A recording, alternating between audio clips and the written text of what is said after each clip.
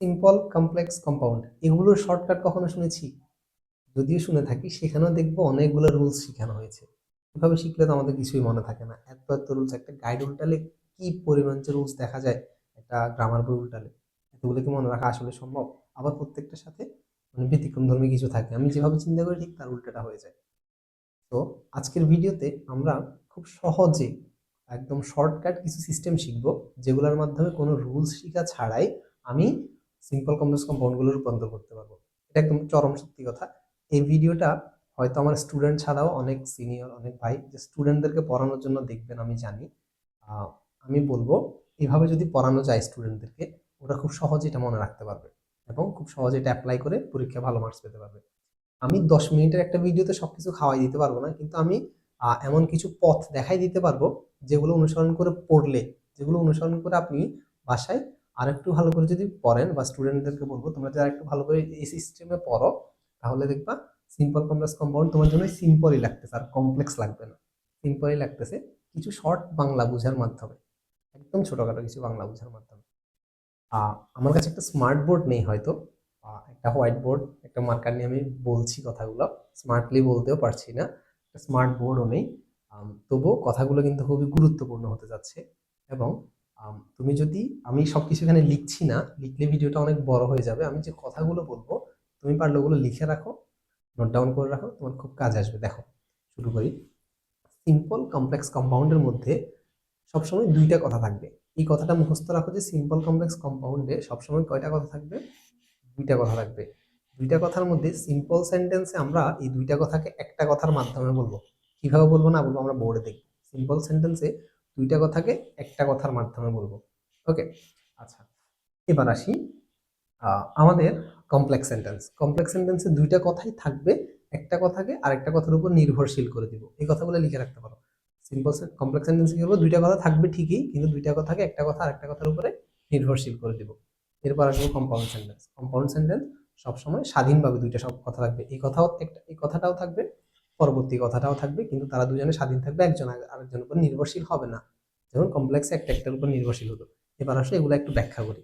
প্রথমে বলছিলাম সিম্পল সেন্টেন্সে দুইটা কথাকে একটা কথার মাধ্যমে বলবো। মূলত এখানে দুইটা কাজকে একটা কাজের মাধ্যমে করব, যেভাবে তুমি চিন্তা করতে পারো। এই দুইটা কথা কি? দুইটা কথা মানে দুইটা ফাইনিট ভার্ব। এখন মাথায় আকাশ ভেঙে পড়ে, ফাইনিট ভার্ব আসলে কি? একদম শর্টকাটে চিন্তা করো। ফাইনিট ভার্ব মানে হচ্ছে, ফাইনিট ভার্ব মানে হচ্ছে যে ভার্ব দিয়ে টেন্স চিনা যায়। যেমন আমি একটা শব্দ বললাম গো, এটা দেখি তুমি বুঝো না এটা প্রেজেন্ট টেন্স। আবার তুমি এটা গোস দেখেও বুঝো না ভার্বের সাথে আসবে, এই হচ্ছে প্রেজেন্ট টেন্স। এটা আবার তুমি ওয়েন্ট দেখে বুঝো না এটা পাস্ট টেন্স। হ্যাঁ, ভার্বের ফার্স্ট ফর্ম, এটা দেখে বুঝো। কিন্তু তুমি গোয়িং বলতে পারবা এটা কোন টেন্স? Continuous tense. কখন বলতে পারবা? ইজ গোয়িং হলে প্রেজেন্ট কন্টিনিউয়াস, ওয়াজ গোয়িং হলে ফার্স্ট কন্টিনিউয়াস, তখন বলতে পারবা। কিন্তু শুধু গোয়িং দিয়ে বলা যাবে না, আবার গন দিয়েও, V3 এগুলো দিয়ে সরাসরি টেন্স বলা যাবে না। ইজ গন, ওয়াজ গন এভাবে বললে তখন হয়তো বলা যাবে। অথবা টু গো যদি বলি, এটা একটা ইনফিনিটিভ ফর্ম। এগুলো কিন্তু, এগুলো দিয়ে আমরা টেন্স চিনতে পারি না, আমরা টেন্স চিনতে পারি এগুলো দিয়ে।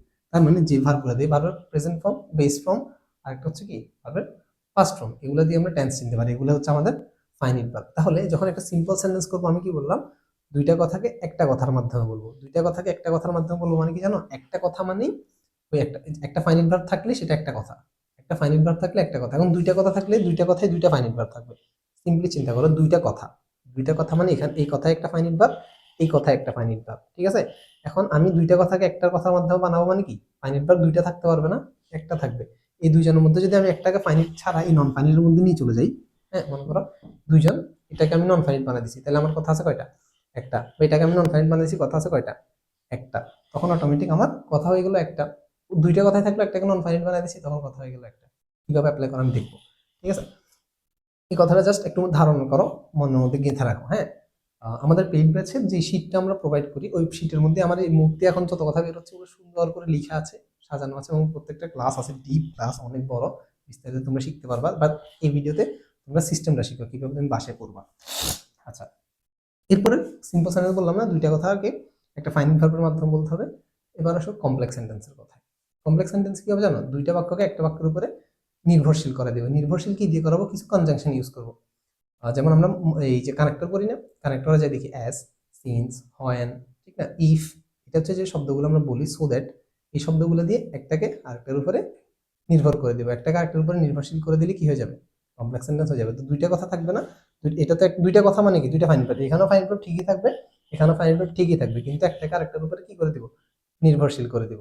ঠিক আছে, যেমন আমি বললাম ইফ ইউ স্টাডি হার্ড, হ্যাঁ if you study hardly, if you study seriously, যদি তুমি সিরিয়াসলি পড়ালেখা করো, you can get A plus, you can get A plus, তুমি এ প্লাস পেতে পারবা। ওই যে যদি তুমি ভালো করে পড়ো, এই যে যদি, ইফ দিয়ে আমি লাগাই দিছি, ইফ এই কথাটা ওই কথাটার উপর নির্ভর করতেছে, যদি তুমি ভালো করে পড়ো। এই যে কমপ্লেক্স সেন্টেন্স কি হয়েছে না, একটা শব্দ বলার পর পরে তোমার আর কিছু শুনতে ইচ্ছা করে, যদি তুমি ভালো করে পড়ালেখা করো, যদি তুমি ভালো করে পড়ালেখা করো, এটা শোনার পর পরে তোমার কি শুনতে ইচ্ছা করে না, যে এরপর নিশ্চয় কিছু একটা কথা আছে। এই যে শোনার আকৃতিটা, এটাই তো তোমার শিখা হচ্ছে, তুমি বুঝতেছো এখানে আরো কিছু কথা আছে, তার মানে এটা এটার উপর নির্ভরশীল, এটাই কমপ্লেক্স সেন্টেন্স। বুঝছো? এটাই তো আমি যে বললাম if you study seriously you can make a good result, তাহলে এটা একটার উপর নির্ভর করতেছে না। বুঝছো? তাহলে এটা হলো আমাদের কমপ্লেক্স সেন্টেন্সের থিওরিটা গেল। এবার আসবো আমরা কম্পাউন্ড সেন্টেন্সে। কম্পাউন্ড সেন্টেন্স বলেছিলাম দুইটা কথাই থাকবে, দুইটা কথা স্বাধীনভাবে, এটার উপর এটা নির্ভরশীল হবে না। আমি বললাম তুমি ভালো করে পড়ালেখা করো, পরীক্ষা ভালো পাস করবে, ভালো করে পড়ালেখা, কিন্তু এখন বলি না যে যদি তুমি ভালো করে পড়ালেখা করো, এটা শোনার উপরে তো তোমার ইচ্ছা করবে যে তাহলে কি হয়েছে, ভালো করে পড়ালেখা করলে কি হবে, এরকম চিন্তা মাথার মধ্যে আসে না। তুমি যদি বলো পড়ালেখা ভালো করে করো, একটা কথা শেষ, পরীক্ষা ভালো রেজাল্ট করবে, আরেকটা কথা শেষ, মাঝখানে কিছু একটা লাগবে।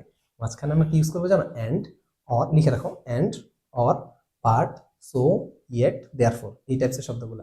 And, or, but, so, yet, therefore, এই ছয়টা শব্দ দিয়ে এনাফ হয়ে যাবে, আর লাগবে না। অ্যান্ড, অর, বাট, মুখে মুখে মুখে বলা যায় না, and, or, but, so, yet, therefore, and, or, but, so, yet, therefore, এটা দিয়ে খুব সহজে আমরা কমপ্লেক্স সেন্টেন্সের থিওরিটা মনে রাখতে পারবো। দুইটা স্বাধীন কথাকে দুইভাবে লিখে দিব, মাঝখানে and, or, but, so, yet, therefore, আমি বাক্য বুঝে লিখব। ভালো কথা হলে অ্যান্ড হবে, খারাপ কথা হলে বাট হবে, কিন্তু, ঠিক না? এবার আসো এগুলা, এই থিওরিগুলো কিভাবে অ্যাপ্লাই করা হচ্ছে, আমি তিনটা দেখাচ্ছি, এভাবে তুমি তিনটা করলে জীবনে শিখতে পারবো না ভাইয়া। তোমাকে এরকম যতগুলো বোর্ড কোশ্চেন আছে, মোটামুটি 20-25টা যা আছে এরকম ছোট ছোট বাক্যগুলা, প্রত্যেকটা বোর্ড কোশ্চেনে একটা দুইটা সিম্পল কমপ্লেক্স কম্পাউন্ড আসেই। তো তুমি প্রত্যেকটা থেকে এই দুইটা দুইটা করে করে যাও, 8-10টা বোর্ড কোশ্চেন করলে 20টা এভাবে প্র্যাকটিস হয়ে যাবে, তুমি বুঝে যাবা কিভাবে শিখে হচ্ছে। জাস্ট একটু বাংলা বুঝতে হবে, আর কিছু না। একটা রুলস আমি এখনো পড়াইছি, একটা রুলস আমি পড়াইনি, সিস্টেমটা বলতেছি। A man who leads an idle life, একজন মানুষ যে অলস জীবন যাপন করে, brings misery for his life, সে তার জীবনের জন্য দুঃখ নিয়ে আসে, তার জীবনের জন্য কষ্ট বয়ে আনে, দুর্দশা বয়ে আনে। এখন দেখো আমি বলছিলাম যে এটাকে সিম্পল করতে বলছে ভাইয়া, কি করতে বলছে, সিম্পল। তুমি করতে করতে এই জিনিসটা তো বুঝো যে কোনটা ভার্ব না, সহজে বুঝি না। এই যে এ ম্যান হু লিডস, এই ভার্বটাকে, হ্যাঁ, আর এখানে যে ব্রিংস, এখন এই দুইটা ভার্বের মধ্যে আমি যদি একটাকে নন ফাইনাইট বানাই দিই, তাহলে আমার কথা একটা হয়ে যাবে না। এখন দুইটা কথা দেখো, এতটুকু একটা কথা, এরপর আরেকটা কথা, দুইটা কথার মধ্যে একটা ভার্বকে যদি আমি নন ফাইনাইট বানিয়ে দিতে পারি, এগুলো হচ্ছে আমাদের ফাইনাইট ভার্ব, আর এগুলো হচ্ছে আমাদের কি, নন ফাইনাইট ভার্ব। এদের মধ্যে থেকে একটাকে এরকম বানিয়ে দিতে পারলে আমার কি হয়ে যাবে, কথা দুইটার মধ্যে একটা হয়ে যাবে। তাহলে দেখো এই যে লিড শব্দটাকে যদি আমি আইএনজি লাগাই দিই, এটা লিডিং হয়ে যাবে না? তখন আমি বললাম leading, leading N idol life, দেখে দেখে বাকিটা লিখবা, leading N idol life, leading N idol life, অলস জীবনযাপন করে, অলস জীবনযাপন করে, কে করতেছে, একজন মানুষ, এরপরে সাবজেক্টটাকে নিয়ে আসবো, এ ম্যান, অলস জীবনযাপন করে, এ ম্যান, একজন মানুষ কি করে, ব্রিংস মাইজারি ইন হিজ লাইফ, তার জীবনে দুঃখ কষ্ট বয়ে আনে। শেষ, সিম্পল হয়ে গেছে, দেখছো? কথা ছিল দুইটা, এখন যেহেতু একটাকে লিডিং বানাই দিছি, লিডিং বানাই দিছি মানে এটা ফাইনাইট ভার্বের মধ্যে পড়তেছে না, যা আইএনজি ক্যাটাগরিতে পড়তেছে, তার মানে এটা নন ফাইনাইট ভার্ব হয়ে গেছে। কি হয়ে গেছে, নন ফাইনাইট ভার্ব হয়ে গেছে। সো এখন আমাদের এটা কি হয়ে গেল, লিডিং এন আইডল লাইফ, একজন আইডল লাইফ, একটা আইডল লাইফ লিড করা যে মানুষগুলা, এ ম্যান, একটা আইডল লাইফ লিড করে, a man brings মাইজারি in his life. এই যে দেখো এখন ফাইনাইট ভার্ব কি আছে, শুধু ব্রিংস আছে। সিম্পল কমপ্লেক্স কম্পাউন্ড এত সহজ, এখানে টেন্সের পরিবর্তন নাই, এর পরিবর্তন নাই, পরিবর্তন নাই, খালি কিছু কনজাংশনের এদিক সেদিক, একটু ফাইনাইট ভার্ব নন ফাইনাইটের খেলা, সহজ কাজ। এবার আসো, কিন্তু কখন এটা দিয়ে করব, কখন এটা দিয়ে করব, এগুলো বোঝার জন্য তোমাকে আর বিস্তারিত করতে হবে। ঠিক আছে, তোমরা আমাদের পেইড ব্যাচে যদি যুক্ত হতে পারো, তাহলে এই বিস্তারিত পড়াগুলো কিন্তু শিখতে পারবে খুব সহজে, বা তোমার যেখান থেকে ইচ্ছা শিখতে পারো। আমি জাস্ট তোমাদেরকে পথটা দেখাই দিচ্ছি। হোয়েন, এটা দেখো, এই যে হোয়েন দিয়ে লাগাইছে, হোয়েন হি কেম ব্যাক, যখন সে ফিরে আসলো। দেখো তুমি যখন শুনলে, যখন সে ফিরে আসলো, কি হলো কি হলো কি হলো, এরকম একটা মনের মধ্যে আকুতি জাগে না, যখন সে ফিরে আসলো কি হলো। এই যে আমি বললাম যখন সে ফিরে আসলো, এরপরে বাকি কথা আছে, he found his mother sleeping, সে তার মাকে ঘুমন্ত অবস্থায় পেয়েছে। এই যে একটা কথা একটার উপর নির্ভর করতেছে, সে যখন ফিরে আসলো, যখন সে ফিরে আসলো, এটা পরপরে যখন তোমার কিছু শুনতে ইচ্ছে করতেছে, তার মানে একটা একটা কথার উপর নির্ভর করতেছে। যে নির্ভর করতেছে মানে কমপ্লেক্স, নির্ভর করতেছে মানে কি কমপ্লেক্স, ও একা একা চলতে পারে, অনেক জটিল বিষয়, এই জন্য এটা কমপ্লেক্স বানাই ফেলছে, নির্ভর করতে হচ্ছে। সহজ হলে তো চলতে পারতো, এই জন্য এটা কি কমপ্লেক্স। দেখছো? তাহলে এই যে কেম একটা ফাইনাইট ভার্ব আছে, আর একটা এখানে ফাউন্ড ফাইনাইট ভার্ব আছে। তোমাকে বলছে কম্পাউন্ড করতে, তোমাকে বলছে কি কম্পাউন্ড করতে। কমপ্লেক্স থেকে যখন কম্পাউন্ড করবা, তুমি ওই যে আমি আগে দিয়ে ইফ এর কথাটা বলছিলাম না, if you study seriously you can make a good result. ইফটা বাদ দিয়ে দিলে স্টাডি, ইউ স্টাডি সিরিয়াসলি, ঠিক আছে, স্টাডিজ বা এভাবে বলো স্টাডি সিরিয়াসলি, এটা বাদ দিলাম, সাবজেক্টটা বাদ দিয়ে দিলাম, একটা ইম্পারেটিভ আদেশ উপদেশ দিব স্টাডি সিরিয়াসলি, পড়ালেখা ভালো করে করো, ঠিক না, এটা হয়ে গেল। এই যে আমি যখন ইফটা বাদ দিচ্ছিলাম, এটা কম্পাউন্ডের জন্য ইজিলি কাজ করতেছিল। আমি এখন কি করলাম, হয়েনটাকে মনে করো বাদ দিলাম, হয়েনটাকে বাদ দিলাম, বাদ দিয়ে বললাম যে হি কেম ব্যাক, সে ফিরে এসেছিল, সে ফিরে এসেছিল, শেষ তো কথা। সে ফিরে এসেছিল শুনলেই তোমার আর কিছু এক্সট্রা শুনতে ইচ্ছা করে? খুব একটা ইচ্ছা করবে না। কিন্তু তুমি যখন বলো যখন সে ফিরে এসেছিল, এটা শোনার পর পরে তোমার একটা ইচ্ছা করে অন্য কিছু শোনার, তখন এটা নির্ভরশীল হয়ে যায়। আমি বললাম হি কেম ব্যাক, সে ফিরে এসেছিল, এরপরে সে ফিরে এসেছিল, হি ফাউন্ড হিজ মাদার স্লিপিং, হি ফাউন্ড হিজ মাদার স্লিপিং, এটা আরেকটা কথা। এবার যেহেতু ফিরে এসেছিল এবং তার মাকে এই যে and or but so it therefore দিয়ে লাগাইতে বলছি না, এখন এন্ড দিয়ে লাগাই দাও। সে ফিরে এসেছিল এবং তার মাকে ঘুমন্ত অবস্থায় পেল। দেখো he came back and found his mother sleeping, এখানে আর হি লিখি না কেন, এন্ডের আগে একবার হি লিখলে পরে দিয়ে সাবজেক্টটা লেখা লাগে না, বুঝছো? এই জন্য বললাম হি কেম ব্যাক, সে ফিরে এসেছিল, যে হয়েনটা বাদ দিলাম, হয়েনটা বাদ দিয়ে সরাসরি বসাই দিলাম হি কেম ব্যাক, সে ফিরে এসেছিল, তার মাকে খুঁজে পেয়েছিল। দুইটা কথা না, দুইটা কথাকে আলাদা আলাদা করে, একটা হচ্ছে সে ফিরে এসেছিল, এই কথাটা এখানে লিখে দিছি, আর একটা হচ্ছে তার মাকে ঘুমন্ত অবস্থা পেয়ে গেছিল, এটাও এখানে লিখে দিছি, মাঝখানে ওই এন্ডর বার্ড সইয়ের দেওয়ার দিয়ে লাগাই দিছি, যে কোনো একটা দিয়ে, সবাইকে তো ইউজ করবো, সহজ না? এবার আসো, it remains idle in winter, সে এটা আইডল থাকে, অলস থাকে ইন উইন্টার, শীতকালে পিঁপড়ার কথা বলছে আর কি, পুরো প্যাসেজটা বললে বুঝতে।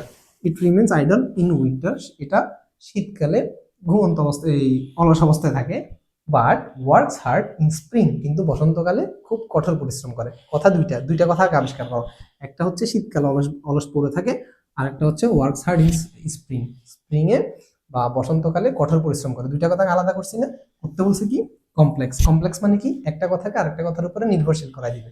এটা আছে কম্পাউন্ড সেন্টেন্স, এন্ড বার্ড দিয়ে লাগানো, এই জন্য। তাহলে তুমি যেহেতু দেখতেছো একটা বার্ড, তার মানে একটা উল্টা কথা ছিল এটা, কিন্তু যদি, কিন্তু এটা উল্টা কথা না, উল্টা কথা মানে, এবার দেখো এটাকে তুমি চিন্তা করো, একটা কথাকে একটা কথার উপরে কিভাবে নির্ভরশীল করা যায়, বাংলা চিন্তা করো, মুখস্থ করার দরকার নেই। এখানে বলা আছে উইন্টারে আইডল বসে থাকে, স্প্রিং এ কি করে কঠোর পরিশ্রম করে। তাহলে আমি বলতে পারি না যদিও সে উইন্টারে অলসভাবে বসে থাকে, স্প্রিং আসলেই কঠোরভাবে কি করে পরিশ্রম করা শুরু করে। যদিও, যদিও কথাটা কি হয়, উল্টা হয় না, যদিও বাইরে বৃষ্টি হচ্ছিল তবুও আমি মায়ের আদেশ অমান্য করে ফুটবল খেলতে চলে গেছিলাম, এরকম ভাবে বলা যায় না? এভাবে কম্পাউন্ড সেন্টেন্সটা খুব সহজে, কমপ্লেক্স সেন্টেন্সটা খুব সহজে তৈরি করে ফেলা যায়। দেখো দো ইট রিমেন্স, এই যে আমি বললাম দো ইট রিমেন্স আইডল ইন উইন্টার, এই যে দো দিয়ে লাগাই দিলাম, ঠিক আছে, এখানে কিন্তু দোটা নাই, যেমন এখানে হয় না, এখানে নাই, কম্পাউন্ডে যেটা বাদ যায় এই দো থেকে, এটা এখানে মনে করো বাদ গেছে, তাহলে এখানে আমি দোটা লাগাইলাম, বাদ দিয়ে আমি বুঝতেছি একটু উল্টা অর্থ দিচ্ছে জন্য। দো ইট রিমেন্স আইডল ইন উইন্টার, যদিও উইন্টারের সময় এটা অলস বসে থাকে, it works hard in spring, এটা স্প্রিং এ কি করে কঠোর পরিশ্রম করে। দুইটা কথাই লাগাই দিছি জাস্ট, এখন নির্ভরশীল হয়ে গেছে এই দো এর কারণে। এখন তুমি কয়েকটা দিয়ে কি জানবা না, দো, সিন্স, সো দ্যাট, অ্যাজ, এরকম বিভিন্ন কনজাংশন, আরো মোটামুটি 8-10টা কনজাংশন যদি তুমি জানো, মানে খেলা খতম বলে না, ওরকম আর কি। 8-10টা কনজাংশন, এরপর এন্ড অফ ভার্ব সো এর দেওয়ার পর প্রত্যেকটা দিয়ে একটা একটা করবা, হয়ে যাবে এরকম। এগুলাকে কিভাবে নন ফাইনাইট বানানো যায় এবার বলবা। তারপর হচ্ছে কয়েকটা ফ্রেজ আছে, যেমন অ্যাজ সুন অ্যাজ, হ্যাঁ, আম, এরকম কিছু ফ্রেজ আছে, বা বাই দিয়ে লাগানো যায়, এরকম কয়েকটা জিনিস জানি গেলে দেখবে খুব সহজে সিম্পল সেন্টেন্সটা তুমি করতে পারতেছো। এই ফরম্যাটে যদি তুমি পড়ালেখা করো, তাহলে তুমি খুব সহজেই সিম্পল কমপ্লেক্স কম্পাউন্ডকে নিজের আয়ত্তে নিয়ে আসতে পারবা। আমি জাস্ট পথটা বলে দিলাম, তোমার অনেক বেশি করতে হবে। তোমাদের কাছে একটা বিজ্ঞাপন দেওয়ার থাকবে, সেটা হচ্ছে আমাদের পেইড ব্যাচে এই বিষয়গুলোকে আমরা খুব সুন্দরভাবে ধরে ধরে ধরে ধরে শিখিয়েছি, এবং বোর্ড কোশ্চেনগুলোও, এগুলো কিন্তু 3টা বোর্ড কোশ্চেন দিয়েছি আমি, নিজ থেকে একটা বানানো শব্দ দিই, এবার প্রত্যেকটা বোর্ড কোশ্চেন আমি সমাধান করে আমি নিজে পড়িয়ে দিয়েছি, যে এটা এর কারণে হলো, এটা কিভাবে চিন্তা করে, এটাই নন ফাইনাইট, এভাবে ফাইনাইট করে দিয়েছি। এভাবে তোমাকে 20টা পড়া দিলে কি তুমি আর 20টা করতে পারবা না বলো? 20টা না পারলে 10টা তো পারবা, ওই 10টা করার পরে বাকি 10টা আস্তে আস্তে করে ফেলতে পারবা। এভাবে যদি তুমি শিখতে চাও, তাহলে এখনই আমাদের সাথে যোগাযোগ করতে পারো, আমরা ইনশাল্লাহ তোমাদেরকে ভালো কিছু দেওয়ার চেষ্টা করবো। সবাই সুস্থ থাকো, ভালো থাকো, সিম্পল কমপ্লেক্স কম্পাউন্ড নিজের আয়ত্তে রাখো। আল্লাহ হাফেজ, আসসালামু আলাইকুম।